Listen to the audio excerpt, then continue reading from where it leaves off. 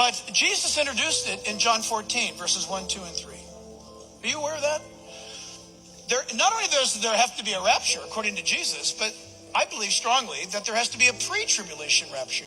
In my Father's house are many mansions. And if it were not so, I would have told you. I go now to prepare a place for you. And if I go, I will come again and receive you, listen, to myself, that where I am, there you may be also. Listen, I'm not beating you up if you're a post-tribber, but if you're a post-tribber, my message and understanding of the Bible is way better than yours.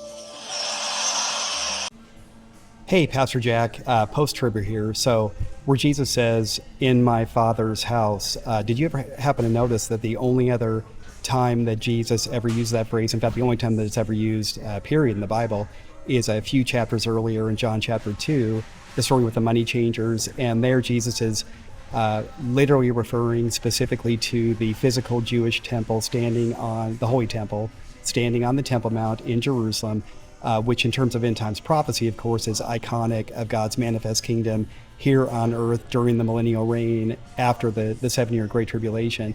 And then where Jesus says, there are many mansions. Did you further know, Pastor Jack, that Greek word, which is moni, never ever anywhere else is translated as mansions, only in the Bible. What that Greek word actually means is room or space. And then did you ever notice that in verse 3 of John chapter 14, where Jesus says, I'm coming back to you and gather you to myself and we'll be together always. Wherever I am, there you will be. Well, where will Jesus be when he comes back? He'll be here on earth, of course. And that's why it doesn't say, I'll come back and receive you to myself and then take you up to heaven and we'll be up there for 7 years. So what does John chapter 14, verses 2 and 3 actually say?